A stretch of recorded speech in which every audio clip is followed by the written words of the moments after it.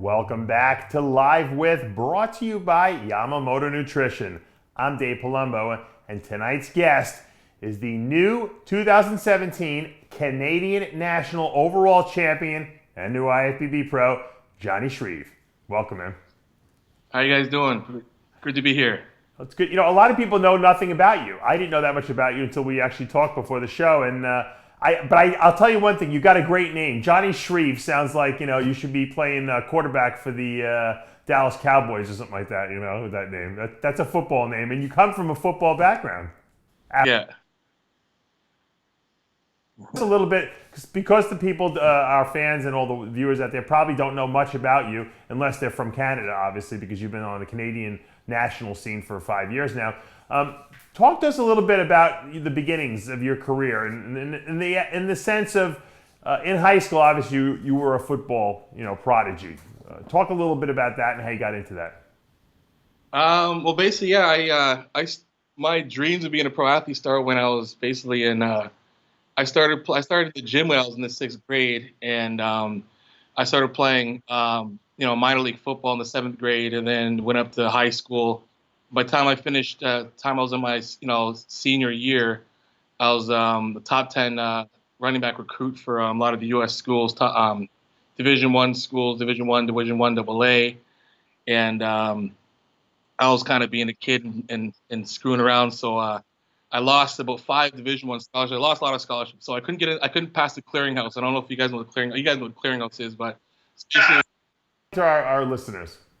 So a clearinghouse is basically like if your core grades in Canada, your core grades and your SAT score have to somewhat equal out. So if you have bad grades in high school, then your SAT score has to be really good. And if you have really good grades in high school, your SAT can be not really subpar, but has to be pretty good. My high school grades weren't high enough for my subpar SAT score, which is pretty sad. And that happened twice, and I couldn't pass the clearinghouse twice. So basically, it was that option was over. So you lost your scholarship options because of the fact that you couldn't achieve the grade point average or SAT levels that the U.S. schools required. Now, was that because you were a dummy, or is it because you didn't study?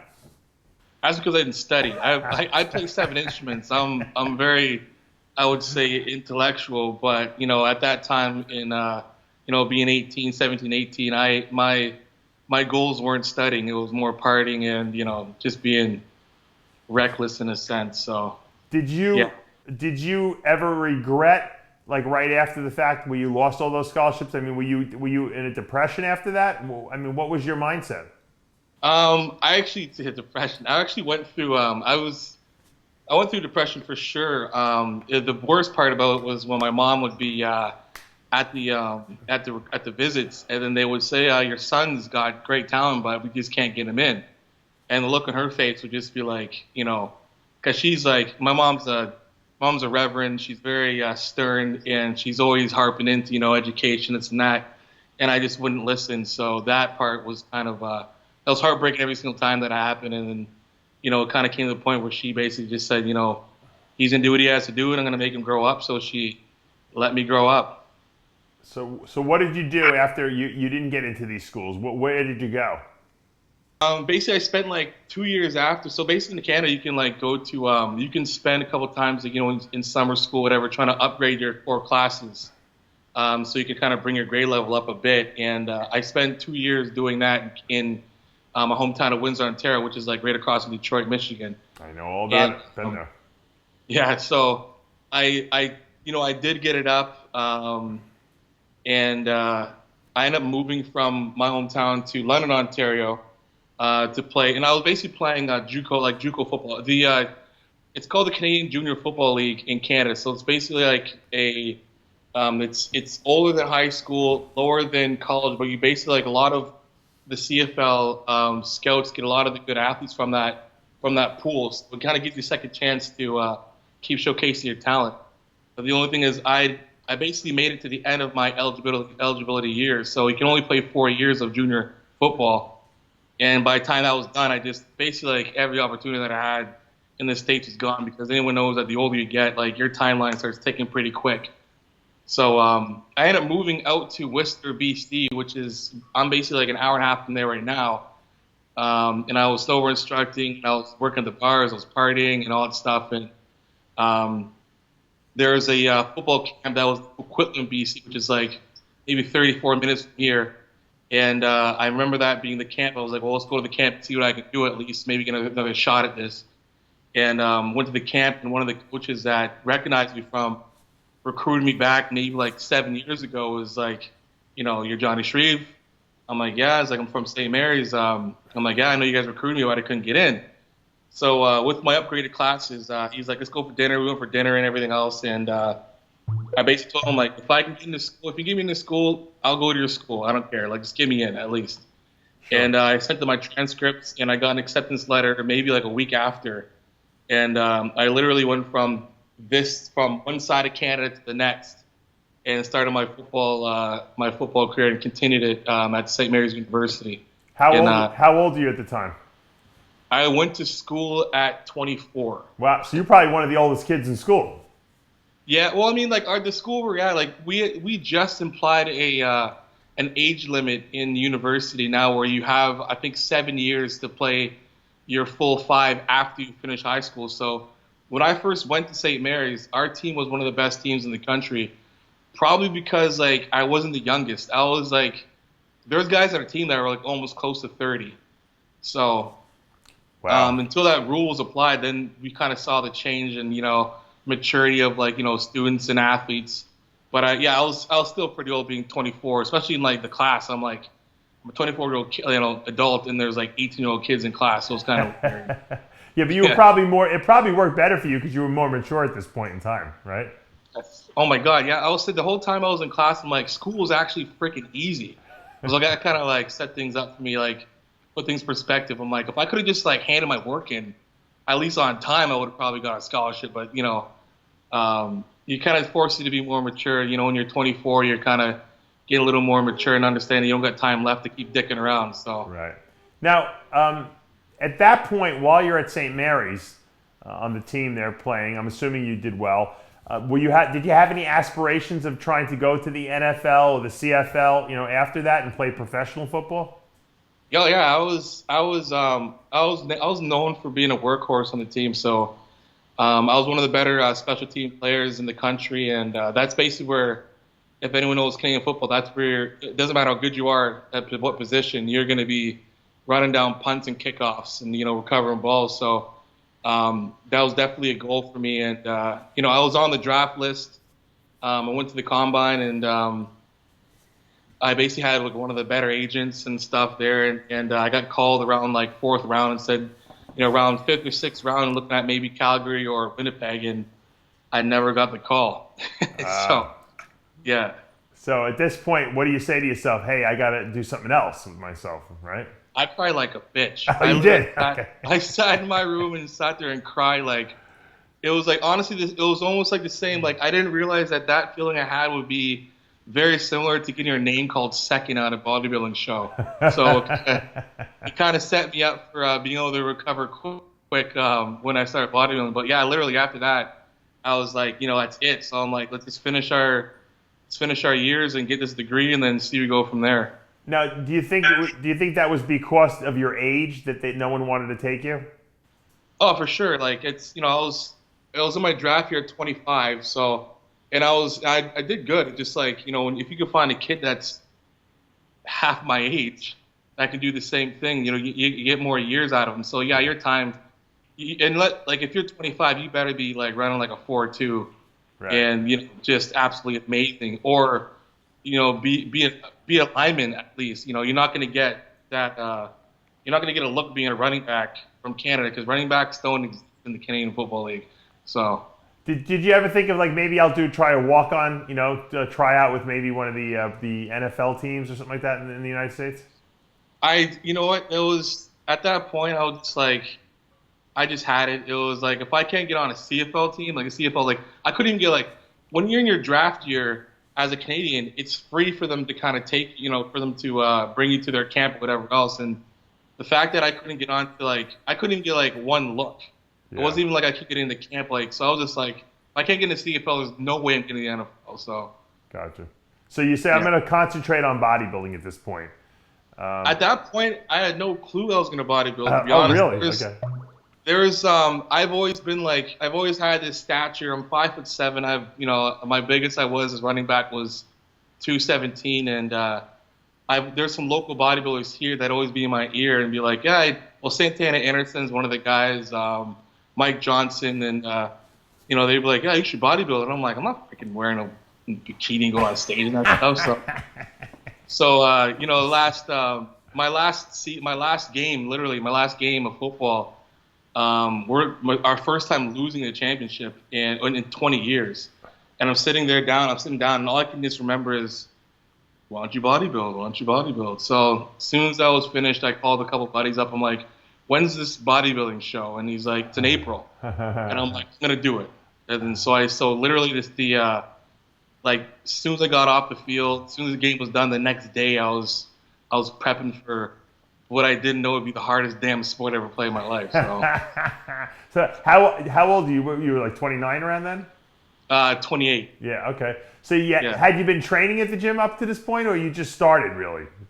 I've always, like I said, I've been training since my uncle brought me to the gym when I was in 6th grade. So I was always, I've been around good. I've had a really good background of training, and I've always loved working out. Like when I get suspended in school, whatever, I would literally go out to the gym and start working out, whatever. So I've always been training. I've never really the training I was doing before was obviously functional training for football, is like lower reps and whatnot, and Olympic lifts and stuff. So as soon as bodybuilding came, it was more like you're training. It's like football without having to get smashed on the field. So it was kind of cool. So would you say, if being a harsh critic of yourself, when do you think that your physique started to come into its own? How many years after really putting 100% effort into bodybuilding? Honestly though, I put 100% the second because I was like, I'm not getting on stage with a freaking bikini on looking like an idiot. So I was training hard from the start. But like the actual, just training properly, with the better mind muscle connection and really trying to change my physique probably happened. There was a cool change between my first show and nationals, but from after nationals to my third show and then moving forward, I could see my body changing. And then when I started training with Neil, my body really started taking off, which is pretty cool. So that happened, I would say, after my third year of bodybuilding, it really started to take off. I've only done 10. That last weekend was my 10th show I've ever done. So.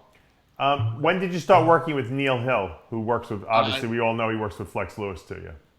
Yeah, 2 years ago. He took me on the 2015 nationals, right before that prep. And my body changed a lot from there, and I came second place. And that was actually my second year coming second place in a row. And, after that prep, it's just been my body's been making great changes. It's made the biggest changes ever been this year because I haven't been trying to squeeze down into heavyweight because my body just doesn't want to be a damn heavyweight anymore. So, right. Yeah. So you decided you're going to do super heavyweight. What did you weigh on stage at this past Canadian Nationals? I weighed in at 234, but I was still we're still water loading a bit. So when I woke up in the morning, when we really cut our water, I was 232 point something. Yeah. So I was 232, I would say, would be my actual weight on stage. Which is pretty damn big for a guy 5'7". Yeah. Let's face it. So you make the weight, you weigh in at super heavyweight. Now you're obviously competing at a heavier weight class. Do you feel a little intimidated at this point? No, never. I honestly, my first show, my first nationals, I ended up being a super heavy on, I weighed a half a pound over because my first 2 shows I literally had no clue what I was doing. And, and I got, when I got the weigh-ins, I weighed over too much, and then they gave me 30 minutes to try and cut, and I couldn't get any of the weight off. So I remember my buddy being like, go up there and pose like a giant. And I just went in there and just there's no point in me being nervous at all. So, but I've always known I can, it would suit me to be better being a heavyweight super heavyweight because at certain parts of my prep, my body would never go below a certain amount of weight. And then I literally have to fight my body get lower and lower. So I was more excited to be on stage with a bigger class of guys that I felt that I belonged in the group of. Even though I'm shorter, I'm not 260, 250, but I got a very deceiving physique. So let me ask you this question. When you go back and look, because whenever I would look at my pictures after a show, no matter how well I did, I always was ready to throw up. I only saw the flaws. I didn't see any of the good things I had going on. When you look at your physique after you got off stage for the win, now you go back and you look at the pictures, were you happy with what you saw, and what do you think was good and what do you think needs to work on? My goal is always to bring better than the last showing, but I want to be. I think I could have been drier for sure. Conditioning isn't like me getting conditioned isn't a problem. I don't mind suffering whatsoever, but there's always a level of conditioning that I have in my head that even Neil's like a freaking that guy has to like excuse himself for being a twat most of the time, and I'm like, you're not. I need you to be that kind of coach to me. So, our expectation to bring a drier, more harder look is the goal. So the second I didn't get my stage shots until like 2 days ago, and then I got them, and I was just like, fuck, I could be way better than this.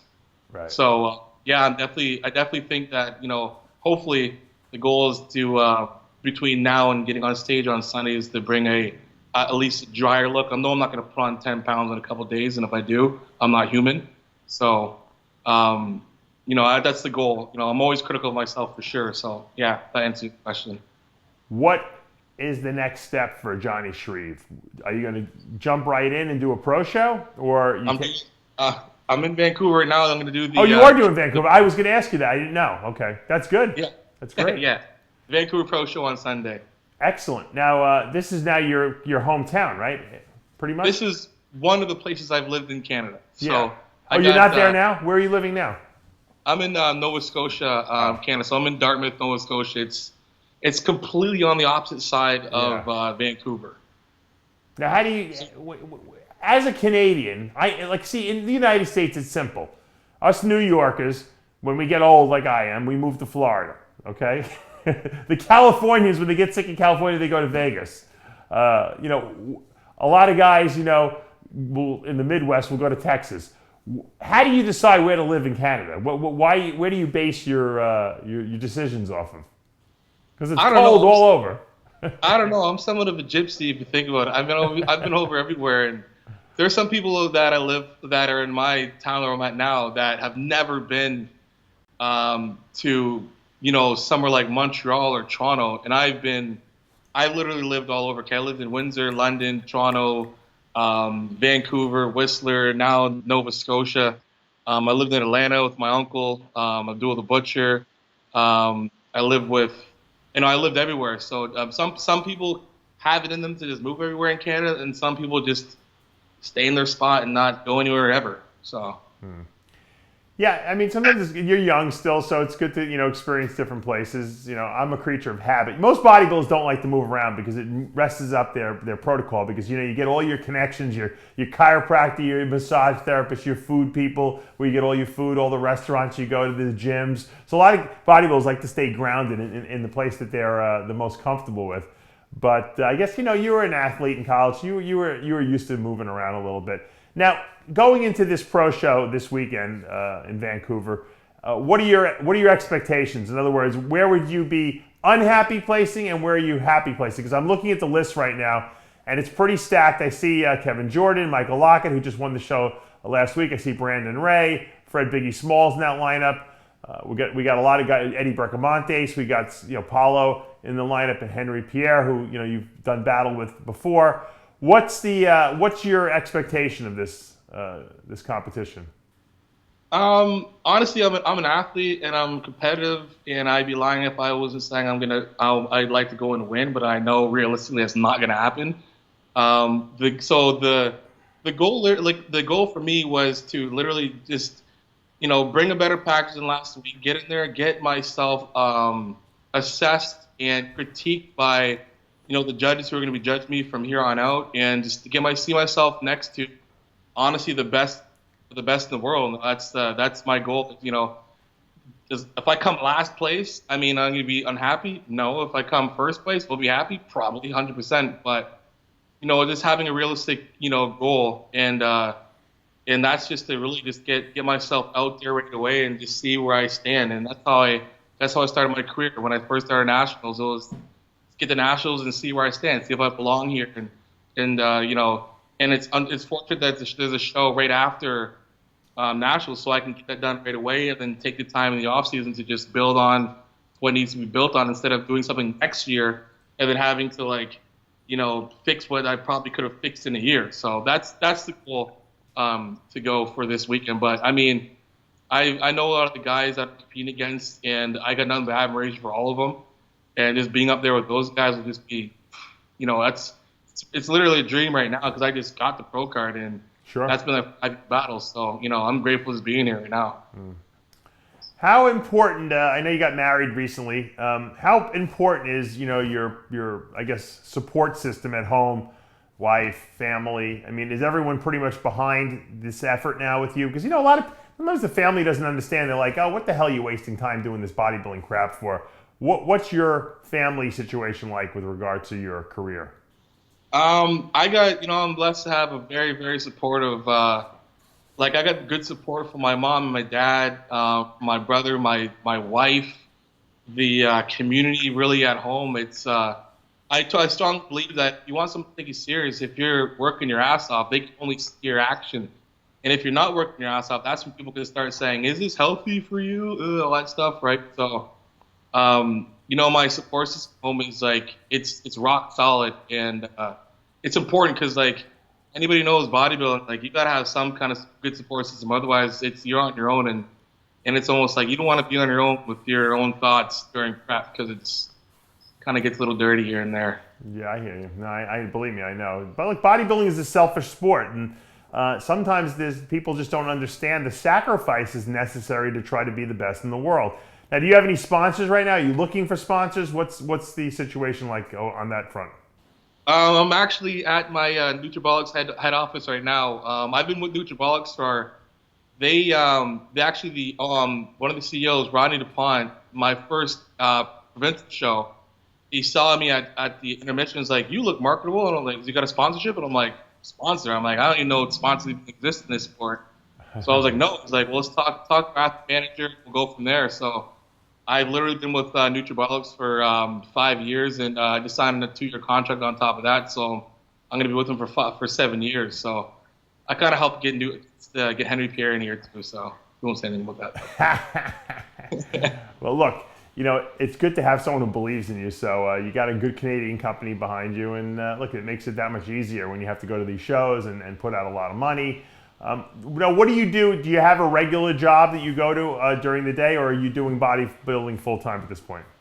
I started a training business, the Team Hardcore Training, when I was playing football, and I was training athletes, and that turned into just training. I was doing contest prep, and then general fitness, and I have my own one-on-one training, and I do group X classes. So everything I do is very synergistic with the sport. So getting the pro card for me was getting my PhD in fitness. So that was the biggest thing I got from that. So that's what I do. I'm my own business. My wife's a registered dietitian, so it almost works out perfectly. I'm very lucky to do what I love to do. And I made a decision a long time ago that I'm not going to work for anybody. I just couldn't do it. I took the shot. A lot of guys are scared to do it. Might as well take a risk. Might as well see if I can do it. And it's been very good. It's been very successful. My training, my competition, my competitive business for competitions. I think we took almost every top spot eventually for overall. So things have been doing really well. So yeah, that's what I do. That's awesome. Well, it looks like you got all your ducks in order, and I want to just wish you the best of luck this weekend in Vancouver. And of course, congratulations on the big win at the Canadian Nationals. No one could ever take that title away from you. You'll be etched in the history books for that one. So it was great meeting you actually and talking to you, and hopefully you'll be able to keep us updated as your career evolves over the next couple of seasons. Yes, for sure. Thank you so much for having me on here. I honestly watched this show. This is my cardio. So just watching this for cardio, and it keeps me going. So yeah, appreciate finally being on the show. So it's an honor. Thank you. My pleasure to have you. And that's going to take us to the end of another episode of Live With, brought to you by Yamamoto Nutrition. I'm Dave Palumbo, and we'll see you next time.